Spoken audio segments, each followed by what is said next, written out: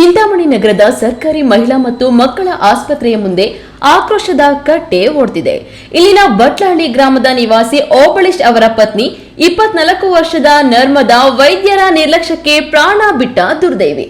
2 ತಿಂಗಳ ಹಿಂದೆಯಷ್ಟೇ ಗಂಡು ಮಗುವಿಗೆ ಜನ್ಮ ನೀಡಿದ್ದ ನರ್ಮದಾ ಕುಟುಂಬ ನಿಯಂತ್ರಣ ಶಸ್ತ್ರಚಿಕಿತ್ಸೆಗಾಗಿ ಆಸ್ಪತ್ರೆಗೆ ದಾಖಲಾಗಿದ್ರು.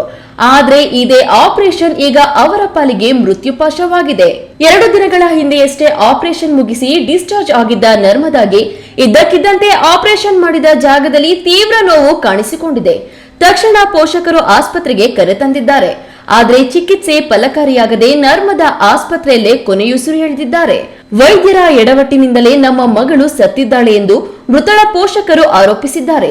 ರಾತ್ರಿ ಪೂರ್ತಿ ಪ್ರತಿಭಟನೆ ಮಾಡಿದ್ರೂ ಯಾವೊಬ್ಬ ವೈದ್ಯರು ಬಂದು ಸಾಂತ್ವನ ಹೇಳುವ ಸೌಜನ್ಯ ತೋರಿಲ್ಲ. ತಾಯಿ ಇಲ್ಲದ 2 ಆಸುಗೂಸುಗಳ ಕತೆ ಈಗ ಏನು ಎಂದು ಪೋಷಕರು ಕಣ್ಣೀರು ಹಾಕುತ್ತಿದ್ದಾರೆ. ಹಗಲಿರುಳು ಕಷ್ಟಪಟ್ಟು ಸಂಸಾರ ನಿಭಾಯಿಸುತ್ತಿದ್ದ ನರ್ಮದಾ ಈಗ 2 ಪುಟ್ಟ ಮಕ್ಕಳು ಮತ್ತು ಪತಿಯನ್ನ ಅನಾಥರನ್ನಾಗಿ ಮಾಡಿ ಹೋಗಿದ್ದಾರೆ. ಮತ್ತೆ 10 ದಿವಸ ಆಯ್ತು. 10 ದಿವಸ ಏನು ಹೇಳಿಲ್ಲ. 11 ಆಯ್ತು. 14ನೇ ದಿವಸ ನಾನು ಇವರು ಆಯ್ತಪ್ಪ ಮಾತಾಡೋಣ ಬರ್ರಿ ಗುರುವಾರ ಬೆಳಗ್ಗೆ ನಾನು ಮೇಲೆ ಕರೆದು ಏನಪ್ಪ ಇದೆಲ್ಲ ವಾಸಿ ಆಗಿದೆ, ಇದೆಲ್ಲ ವಾಸಿ ಆಗಿದೆ ಏನಂತ ಹೇಳಿದ್ರೆ ಭರೋಸಾ ಎಲ್ಲ ನಾವೇ ನೋಡ್ಕೊತೀವಿ, ಏನು ಪ್ರಾಬ್ಲಮ್ ಬಂದು ನಾವೇ ನೋಡ್ಕೊತೀವಿ, ಏನಪ್ಪ ಈಗ ಡಿಸ್ಚಾರ್ಜ್ ಮಾಡ್ಕೊಂಡು ಹೋಗ್ತೀವಿ. ಸರಿ ಸರ್ ಎಲ್ಲ ನೋಡ್ಕೊಟ್ಟಿರೋದು 10 ಜನ ಡಾಕ್ಟ್ರು ಎಲ್ಲ ಹೇಳವ್ರೆ. ಈ ಡಿಸ್ಚಾರ್ಜ್ ಮಾಡ್ಕೊಂಡು ಮನೆಗೆ ಗುರುವಾರ ಸಾಯಂಕಾಲ ಹೋದೆ. ಮತ್ತು 9:30ಗೆ ಸೊಂಟ ನೋವ್ತೈತೆ, ಏನು ಮಾಡೋದು ಅಂತ. ಈ ಮಾಮೂಲಿ ಆಪ್ರೇಷನ್ ಮಾಡಿದ್ರೆ ನೋವ್ತಾ ಇರ್ತದೆ, ಅದು ಏನು ಪ್ರಾಬ್ಲಮ್ ಏನಿಲ್ಲ ಅಂತ ಹಂಗೆ ಇದ್ವಿ.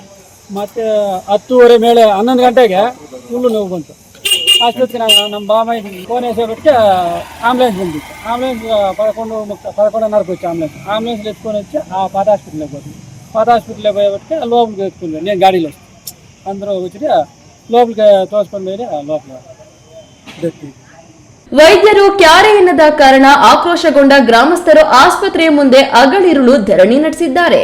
ಬಿ ದೇವಪ್ಪ, ಈ ನ್ಯೂಸ್ ಟಿವಿ, ಚಿಂತಾಮಣಿ.